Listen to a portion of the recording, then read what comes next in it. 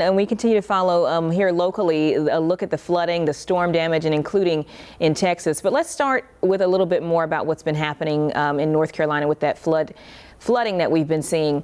The National Weather Service actually says its Central Texas office was prepared for the devastating storms, but understaffed offices may not be in the future when it comes to funding cuts. Scott Friedman takes a closer look at how cuts are impacting life or death situations.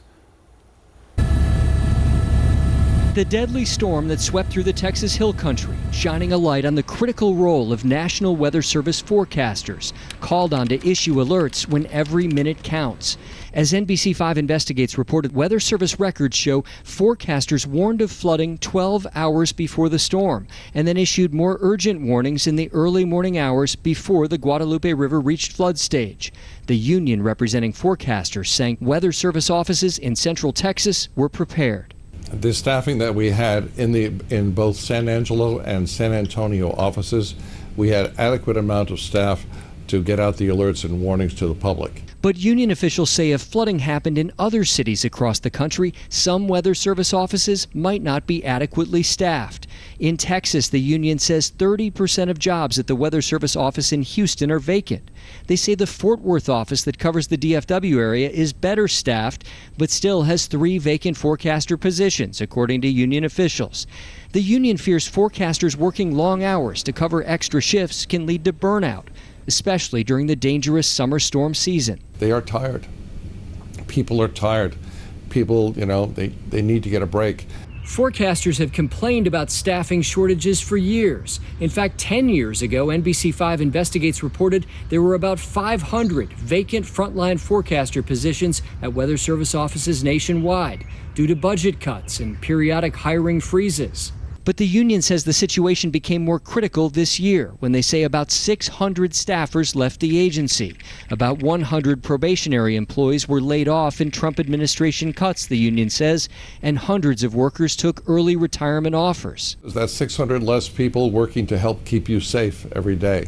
In a statement to NBC5 Investigates, a National Weather Service spokesperson said the agency plans to hire additional forecasters soon, saying a targeted number of permanent mission-critical field positions will soon be advertised in the coming weeks. The agency said it's also temporarily assigning employees to offices with the greatest staffing needs, but a spokesperson did not respond to questions about specific staffing numbers. In recent days, the Weather Service has said warnings it issued in the Central Texas floods provided hours of lead time. But questions remain about whether those warnings reached victims in an area with sometimes spotty cell phone coverage and no local warning siren system. Senator Ted Cruz saying today he wants an assessment of how to better warn in the future. There will be another flood, there will be another disaster. But next time there's a flood, I hope we have in place processes to remove especially the most vulnerable from harm's way. The Forecasters Union agrees. We do need to have some type of national assessment on this. Hoping more research and more trained eyes on the sky can help the next city in the path of disaster. Lucky for us, we've got 2 meteorologists sitting here at this desk whose opinion is probably a little bit more valid than most. Ladies, the floor is yours. Your thoughts? Yeah, well, I will say the National Weather Service in the Hill Country did have 5 meteorologists on staff, and they normally have 2 during the flooding. So they were issuing those alerts, but at the same time, they are still understaffed by at least 2 members is what I saw. So that probably creates a lot of burnout as well.